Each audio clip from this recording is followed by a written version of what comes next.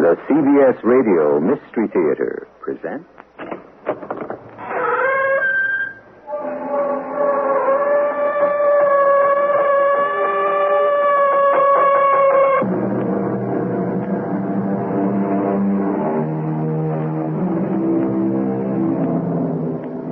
Come in.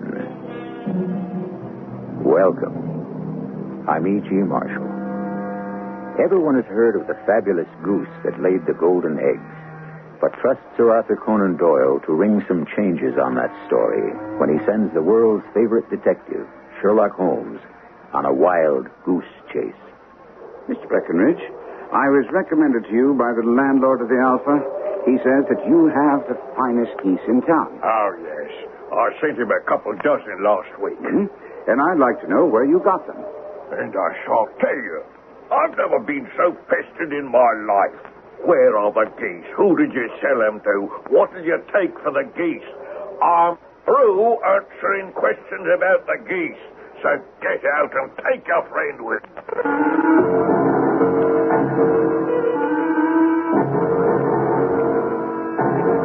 Our mystery drama, The Adventure of the Blue Carbuncle, was adapted from the Sherlock Holmes classic especially for the Mystery Theater by Murray Burnett and stars Kevin McCarthy. I'll be back shortly with Act One.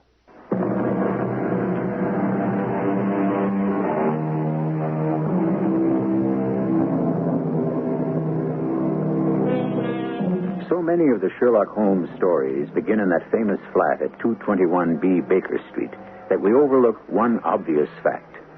The address is so well known, we assume everyone knows exactly where Baker Street is. And somehow I think that's a mistake. For those of you who've never been in London, let me place Holmes' headquarters more exactly. Baker Street runs from Regent's Park to Hyde Park. At the southern end, near Marble Arch, is the site of the United States Embassy. And so halfway between Regent's Park and Hyde Park, we join Sherlock Holmes and Dr. Watson at 221 Baker Street. And it wouldn't be amiss to wish them both a Merry Christmas. The second morning after Christmas, 1893, I'd called upon my friend Sherlock Holmes with the notion of wishing him the compliments of the season. But I found him intently examining a very disreputable and seedy, hard felt hat. Seeing him thus occupied, I said, if you're engaged, I don't mean to interrupt you. Oh, my dear Watson, I'm delighted to have a friend with whom I can discuss my results. The matter of this hat is perfectly trivial, but there are some points of interest. I suppose it's the clue which will guide you to the perpetrator of some crime. No crime. This trophy belongs to Peterson, the commissioner at the club. You know him? Oh, yes, of course. Is it his hat? No. Peterson found it. The owner is unknown. How did you get it? Well, I received it on Christmas morning in company with a good fat goose, which I have no doubt is roasting at this moment over Peterson's fire. Well, what are you bothering with it at all for? Come, Watson. You know my interest in even the smallest of problems. Peterson brought it and the goose to me under circumstances that piqued my curiosity. Well, you certainly succeeded in whetting my appetite to know more. How did Peterson come by the hat and the goose? Interestingly, he was returning home from a party about 4 o'clock Christmas morning. In front of him, he saw in the gaslight a tallish man walking with a slight stagger, carrying a white goose slung over his shoulder. As he reached the corner of Goodge Street and Tottenham Court Road, a row broke out between this stranger and a gang of toughs. Oh, dear, I see. In the fracas, he lost his hat. Yes. One of the rowdies knocked off his hat, and whereupon the man raised his stick to defend himself. But swinging it over his head, he smashed the shop window behind him. Dear me, an unfortunate way to celebrate Christmas. There's more misfortune to follow. Peterson ran forward to protect the stranger from his assailants, but the man, shocked at having broken the window, and seeing an official-looking person in uniform rushing towards him, dropped his goose, took to his heels, and vanished. And the toughs? Also fled at the appearance of Peterson, so that he was left with the spoils of battle, this battered hat, and a most unimpeachable Christmas goose. Which surely he restored to the owner. My dear fellow, there lies the problem. It's true there was a small card tied to the bird's left leg on which was printed, "For Mrs. Henry Smith." It's likewise true that the initials HS are legible upon the lining of this hat. But there are some thousands of Smiths and quite a few hundreds of Henry Smiths in this city of ours. It's not easy to restore lost property to the rightful one. I see. What happened to the goose? I kept it until this morning, when there were signs that, in spite of the slight frost, it should be eaten without delay. I see. Therefore, it's now roasting on the hearth of the finder while I have the hat. Didn't this Smith advertise? No, Then you have no way of establishing his identity. only as much as we can deduce from the hat. Oh, you must be joking. What in the world can you gather from this old, battered felt? Here's my lens. You know my methods. What can you gather yourself as to the individuality of the man who has worn this article? I took the tattered object in my hands and turned it over rather ruefully. All I could see was that it was a very ordinary black hat, much the worse for wear. The lining had been of red silk, but was much discolored. There was no maker's name. I saw the initials. There seemed to have been some effort to hide the discolored patches by smearing them with ink. I handed it back, saying, I see nothing, Holmes. On the contrary, Watson, you see everything, but you fail to draw inferences. All right. Then you tell me what you can infer from that hat. The man was fairly well-to-do within the last 3 years, although he has now fallen upon troubled days. He has foresight, but less now than formerly, pointing to a moral retrogression, which, when added to the decline of his fortunes, seems to indicate some evil influence, probably drink. This may also account for the obvious fact that his wife has ceased to love him. Oh, my dear Holmes. I never heard such flights of fancy. He has, however, retained some degree of self-respect. He leads a sedentary life, is middle-aged, has grizzled hair, which he has cut within the last few days, and he uses lime cream on his hair. Of course. You must be joking. Also, by the way, it's extremely improbable that his home is lighted by gas. Oh, no, that's too much. But I'll skip that and go back to the deduction about his fortunes being in decline. Where do you see that? This hat is 3 years old. So you say? These flat brims curled at the edge were fashionable then, but not since. It's a hat of the very best quality. Look at the band of ribbed silk and the excellent lining. If this man could afford to buy so expensive a hat 3 years ago and could afford none since, then assuredly he's gone down in the world. So obvious when you explain it. How about the foresight and the moral retrogression? Here's the foresight, Watson. This little disc and the loop which secures the hat against the wind. They're never sold with hats. This man ordered one, showing a certain amount of foresight, since he went out of his way to take this precaution against the wind. But the elastic's broken. Precisely, Watson. It's broken, and he hasn't troubled to replace it, although it's cheap and easy enough to have done. Therefore, he has less foresight than formerly. I can't see that. Why isn't it that he just doesn't care? Impossible. He's tried to conceal some of the stains on the hat by daubing them with ink, so he hasn't entirely lost his self-respect. Well, I suppose you deduce that he's middle-aged, recently had his hair cut, and uses lime cream from an examination of some stray hairs found in the hat. Good, Watson. If you use the lens on the lower lining, you will find a number of hairs clean cut by the scissors of the barber.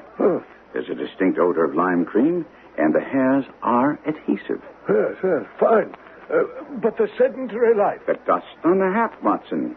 Not the gritty gray dust of the street, but the fluffy brown dust of the house. The hat has been hung indoors most of the time. But his wife, you said that she'd ceased to love him. This hat hasn't been brushed for weeks. When I see you, my dear fellow, with a week's accumulation of dust upon your hat, and when your wife allows you to go out in such a state, I shall fear that you also have been unfortunate enough to lose your wife's affection. My word. Well, he might be a bachelor. Doctor, You forget. He was bringing the bird home as a peace offering to his wife. Remember the card on the bird's leg? Fair enough. But you will admit that you were guessing when you said he was without gaslight. Not at all, not at all. One tallow stain on a hat, even two, may come about by chance. But when I see no less than 5, I think there can be very little doubt that the individual must come into frequent contact with burning tallow. Can you not see him, Watson, walking upstairs at night after a drinking bout with his hat in one hand and a guttering candle in the other? Well... Come, my old friend. You must admit he never got tallow stains from a gas jet. Jove, you have an answer to everything.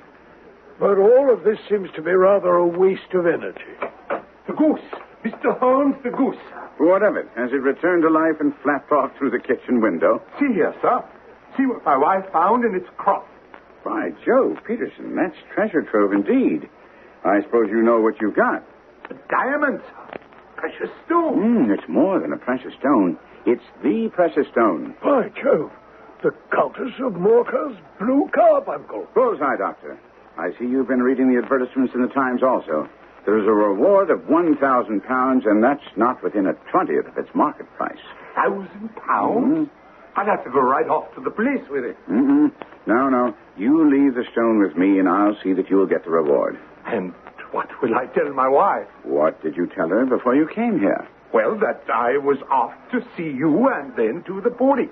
Tell her the truth, that you wanted to go to the police, but I was the one who wouldn't have it. The moment Peterson left, Holmes took the magnificent Blue Carbuncle and packed it very carefully and left Baker Street saying that he would return shortly, and if I cared to continue pursuing the answer to this puzzle, I should wait for him. Well, needless to say, I waited. Who is it? Inspector Lestrade. Lestrade. Come in. It's been a long time since we've met. Where's Holmes? Well, I've no idea. He told me to wait for him. I expect him any moment. You have some little problem you think my friend can help you with? This time the shoe's on the other foot, Doctor. It's Mr. Holmes who has the problem. Well, I don't understand. Well, I'm afraid your friend Holmes has made a serious mistake. Ah, there, Lestrade. I was expecting you. There's no doubt you were. I'm here to inform you that I have a warrant for your arrest, Mr. Sherlock Holmes. The unthinkable has happened. Sherlock Holmes under arrest. Now, we all know that Lestrade isn't the most brilliant officer at Scotland Yard, but he's honest and slow-moving. He also has a warrant, so it isn't Lestrade alone who believes Holmes is guilty of a crime. I'll continue with Act 2 shortly.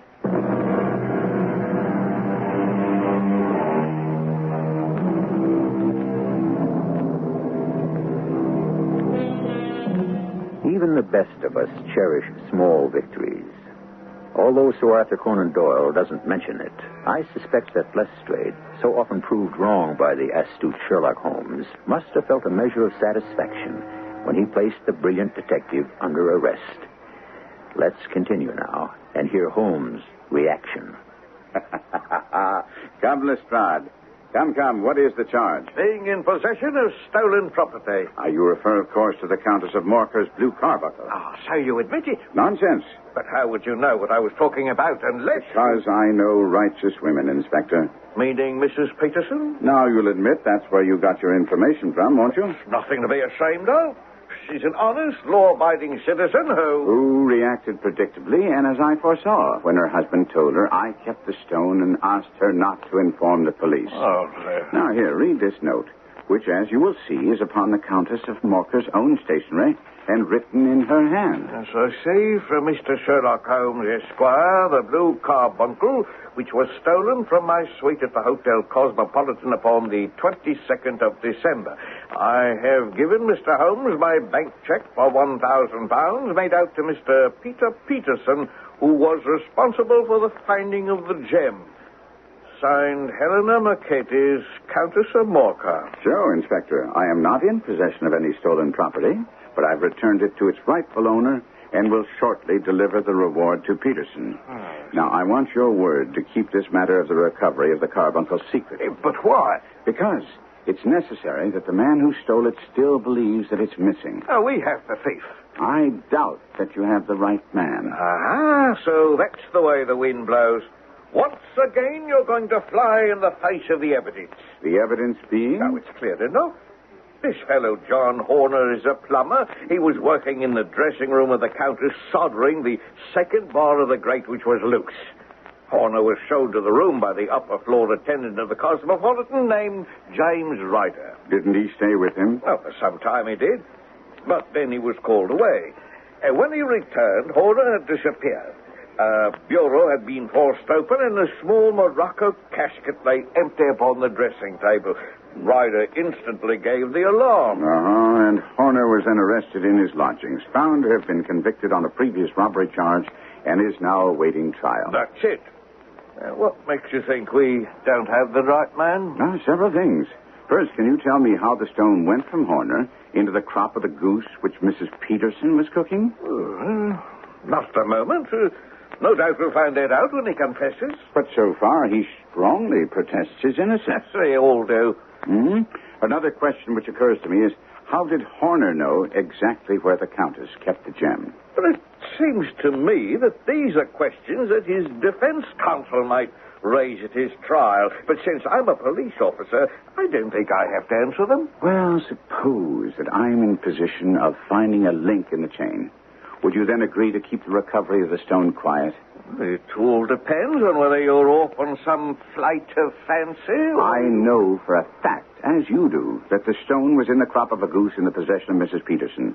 I also know that before it came into her possession, it was carried by a Mr. Henry Smith. I propose to locate this Mr. Smith and find out what part he played in this little mystery. And if I agree, how do you intend to do that? By the simplest means possible. An advertisement in the newspapers. And so it was agreed. Lestrade left. An advertisement was placed reading, "Found at the corner of Goodge Street, a goose and a black felt hat. Mr. Henry Smith can have same by applying at 6:30 this evening at 221B Baker Street." Now, I did my professional rounds the next day, but was back at Holmes' flat at 6 o'clock. My friend was waiting for me, lounging on the sofa in a purple dressing gown, thoughtfully staring at a plump white goose, which was conspicuous on the sideboard. He waved at it and said, "Isn't that a fine-looking bird, Watson?" Makes my mouth water. But I presume we're not going to have the pleasure of eating it. Correct. If we receive an answer to our advertisement, this bird will put us a lot farther along the trail to the answer we seek. You think Horner innocent? Oh, that's putting it a shade too strongly. I'd rather say that the police have accepted all evidence at face value and made no effort to answer the questions I put to Lestrade here yesterday. However, Mrs. Hudson is preparing our dinner, which we shall have at 7, unless we're interrupted. Before we could start dinner, there was a knock at the door. I opened it to admit a tall man in a Scotch bonnet with a coat buttoned up to his chin. Holmes rose from the sofa to greet him. Mr. Henry Smith, I believe. Oh, yes, that's my name. Pray take this chair by the fire, Mr. Smith. Oh, thank you, Mr. Holmes. It is Mr. Sherlock Holmes, isn't it? Yes, and this is Dr. Watson. No. Well, I don't mean to be impertinent, but I'm at a loss to understand how a man of your reputation comes to be involved in a matter concerning a goose and a hat. This is your hat, sir. Oh, yes, thank you. But since you know my identity, you must also know my disposition for observation and oblige me by putting it on. Oh, of course. A perfect fit. Well, sir, we've retained these things for you for some days because we were looking for an advertisement from you giving your address. Well, shillings aren't so plentiful with me as they once were. I believe that gang of roughs who assaulted me had made off with both my hat and the bird. I didn't care to spend more money in a hopeless attempt to recover them. Quite so. Oh, by the way, about the bird, we were compelled to eat it. Oh, to eat it. Yes, I'm sure that you understand it would have been of no use to anyone had we kept it here for this length of time. Oh, yes, I can see that. However, would this other goose upon the sideboard, which is about the same weight and perfectly fresh, be a suitable replacement for the one you lost? Oh, that's very handsome of you, Mr. Holmes, and I'll be very happy with this bird. Thank you. One more thing. We still have the feathers, legs, and crop of your own bird, if you wish to... Well, outside of serving as reminders of my adventure, I see no earthly use for them. So with your kind permission, I'll just take this excellent bird and be running along. Oh, one moment, by the way. You see, I'm somewhat of a fowl fancier, and I've seldom seen a better-grown goose than the one that you lost. Would you mind telling me where you bought it? Not at all. A few of us frequent the Alpha Inn near the museum. Well, this year, our good host started a goose club, the purpose of which was to see that all of us, by paying a few pence a week, would each receive a fine goose at Christmas. Well, the rest you know. And once again, gentlemen, my thanks.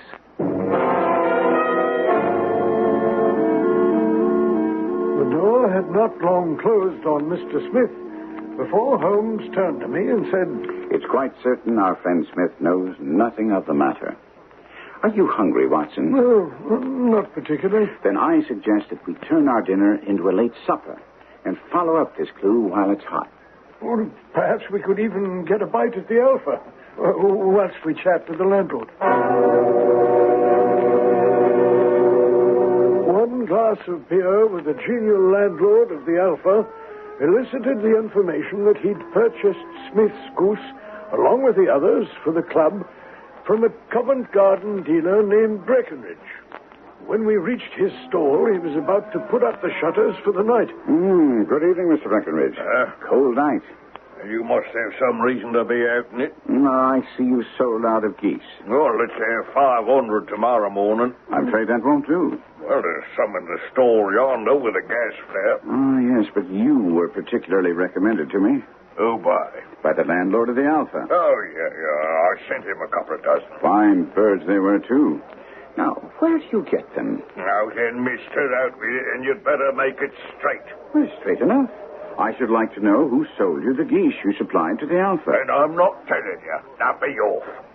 Why should you be so warm over a trifle? If you were as pestered lately as I am, you'd be warm, too.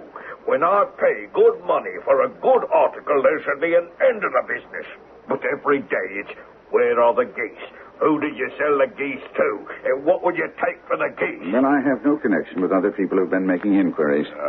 But I'm always willing to back my opinion on a matter of fowls, and I have a fiver on it that the bird I ate is a country bird. Then you lost a fiver for its town bred. It's nothing of the kind. Now, you think you know more about fowls than I, who've handled them ever since I've been a nipper? I tell you that all those birds went to the Alpha were town bred. You'll never get me to believe that. Now, since you seem to be a betting man, would you care to make a wager on the matter? Oh, I'd just be taking your money. But to teach you not to be obstinate, I'll put a sovereign against you. You may as well hand me the sovereign now. Bill, bring me the books. And when I have a Mr. Cocksure, I'll prove to you that there's still one goose left in my shop, and that's you. Well, thank you, Bill. Now, this book lists the names of all the folk from whom I buy. On this page here are the country folk, and their numbers after their names are where their accounts are in the big ledger. Now, then, you see this page in red ink? That's a list of my town suppliers. Now, look at the third name and read it out to me. Mrs. Oakshott, 117 Brixton Road, 249. Just so. Now, turn that up in the big ledger. There, you have it. Read that last entry. December 22. 24 geese at 7 shillings 6pence. There you are. Underneath? Sold to Mr. Windigate of the Alpha at 12 shillings. What have you to say now? Ah, well, what can I say? Here. Here's your sovereign. Well, that's the last time I take a bet with a tradesman. Come on, Watson. You were fortunate that you managed to get him to wager with you, Holmes. Not fortunate. Observant. When you see a man with whiskers of that cut, with a pink betting slip protruding from his pocket, the odds are all in your favor that he can be drawn by a bet. If I'd put 100 pounds down before him, I'd never have gotten such complete information as he gave me, because he thought he was getting the best of a wager. I've had enough of you and your geese. Any more talk of geese and I'll shut the door. Come, Watson, come. Right. I didn't buy the geese off you. But one of them was mine all the same. We'd like a word with you. Come on, Watson. The fellow's taken to his heels. George, that chap runs like a hare. He won't get away, and it'll be worth your while to talk with us. Tell the smasher that I can't give him what I ain't got. But I'm still trying.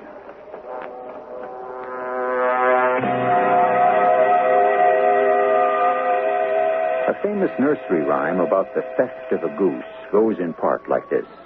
John, John, the gray goose is gone, and the fox is off to his den. Although not strictly applicable in this Sherlock Holmes tale because we're not sure who the fox is, nevertheless, we'll track him to his den when we continue with Act 3.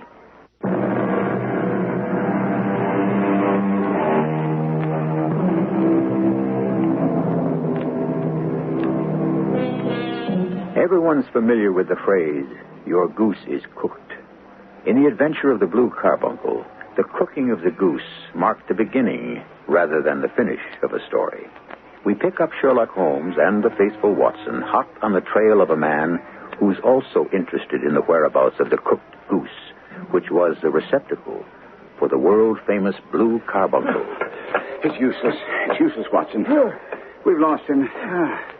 Time to stop using our feet and start employing our brains. Well, I'm happy to hear that, Holmes, because to tell the truth, I'm not in the best of shape for running through the streets of London.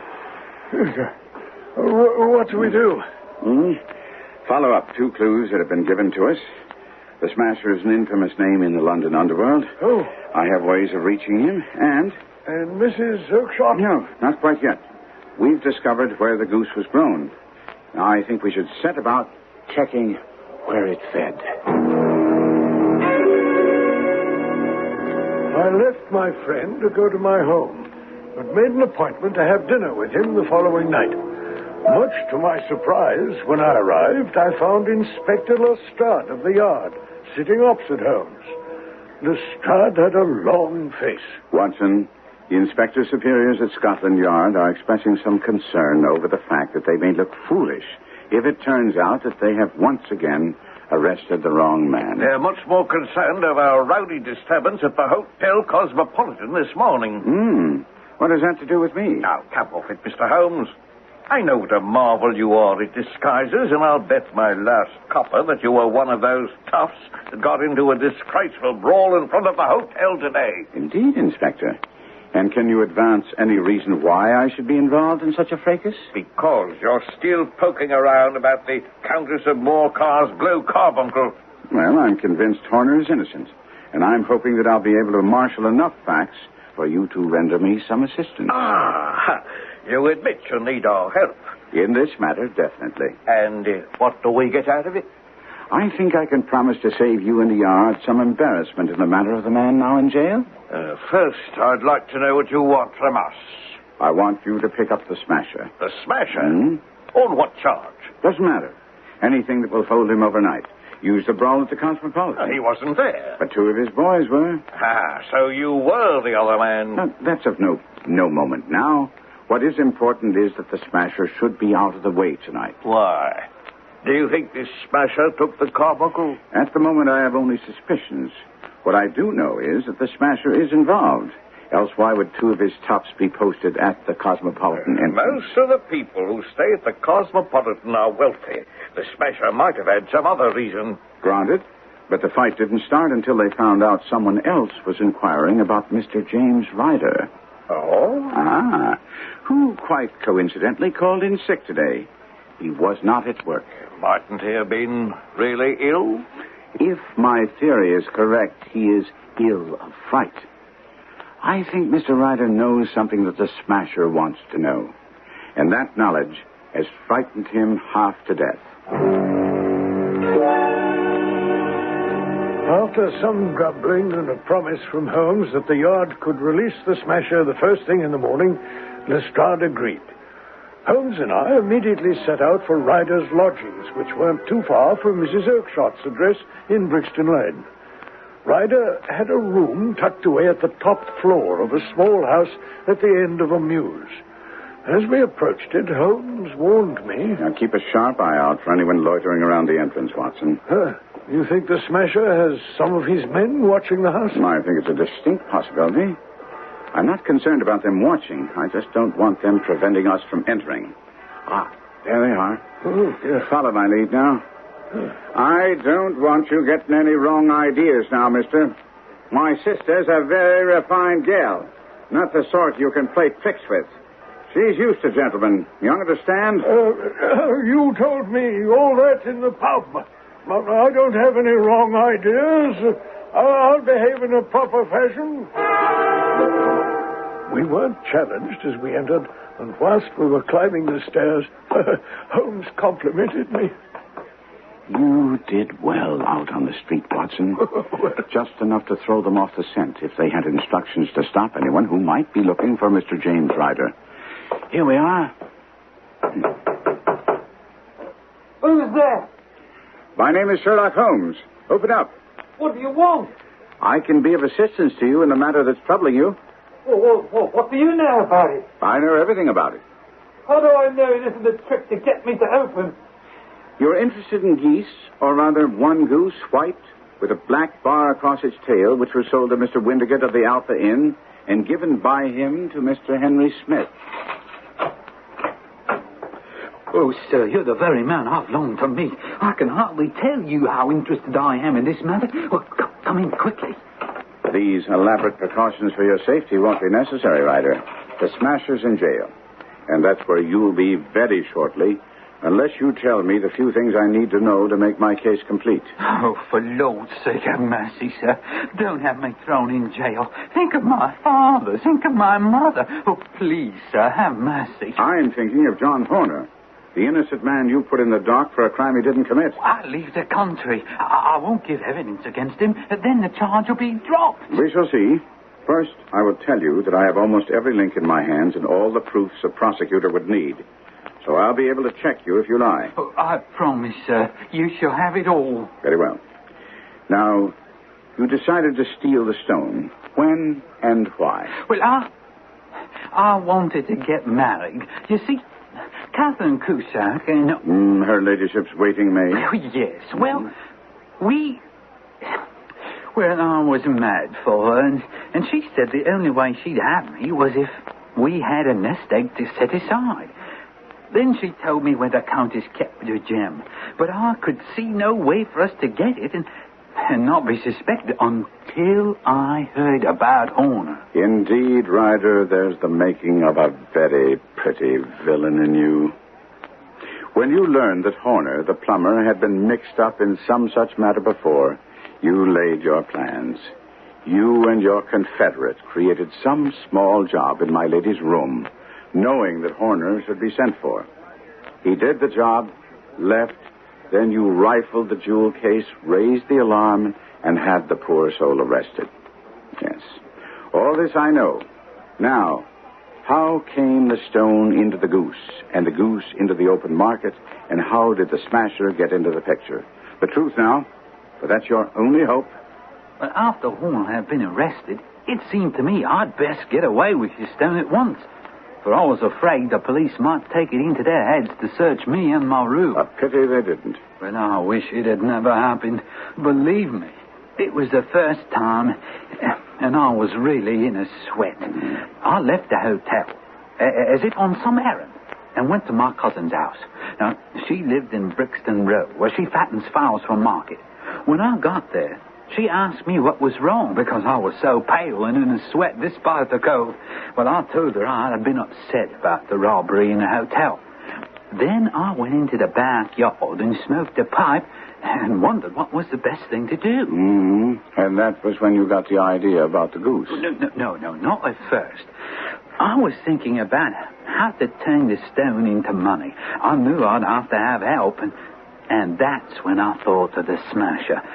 But I just couldn't face the idea of going on into the street again with the stone in my pocket.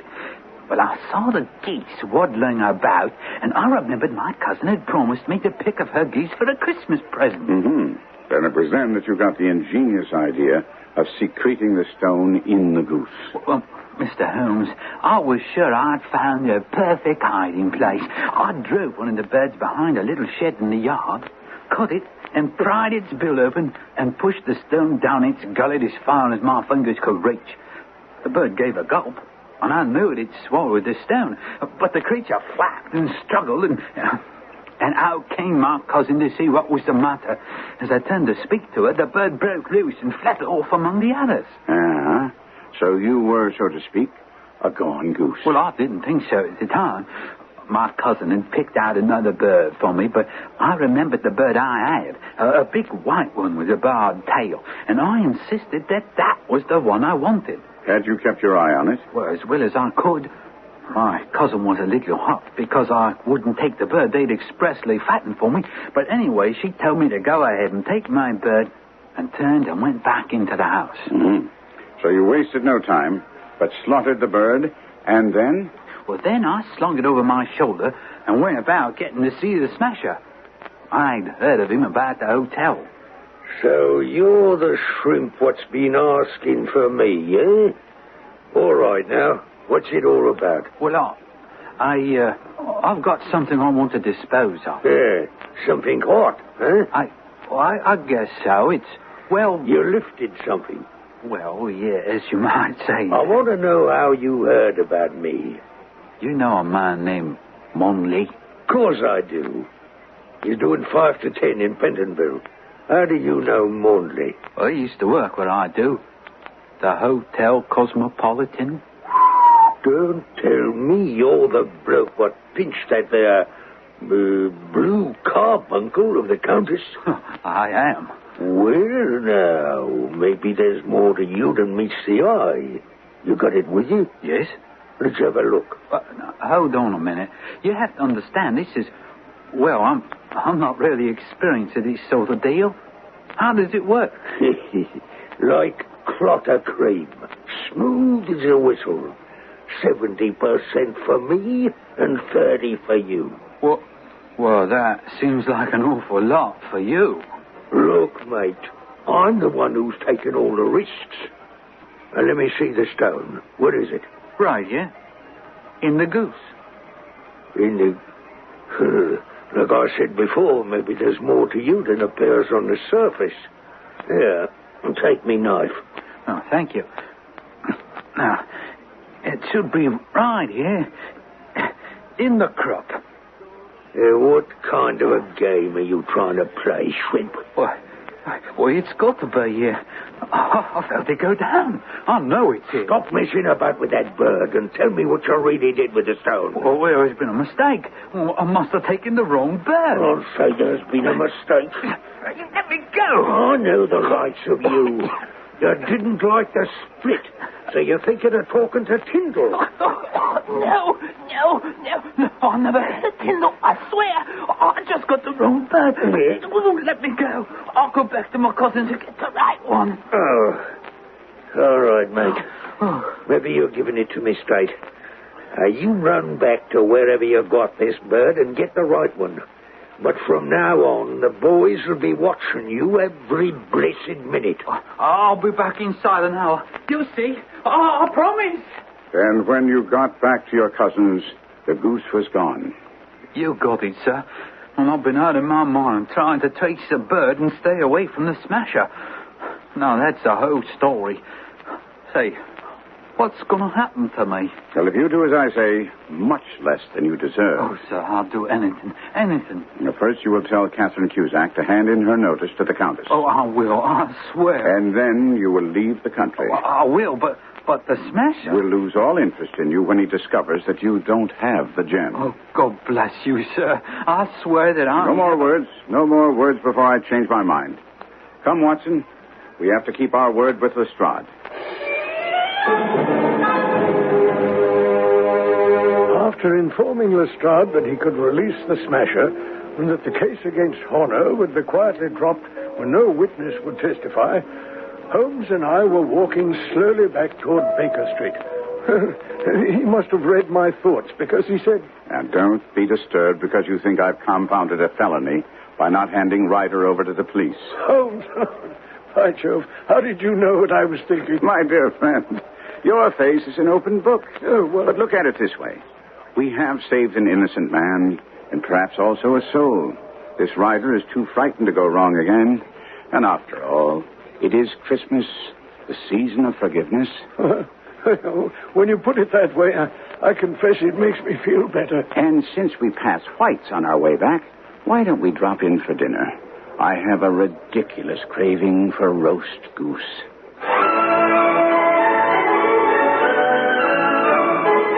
So it seems that Charles Dickens isn't the only English writer who wrote a Christmas story. Although I'll admit that Ebenezer Scrooge is better known than Sherlock Holmes for celebrating the spirit of Christmas. I'll be back shortly.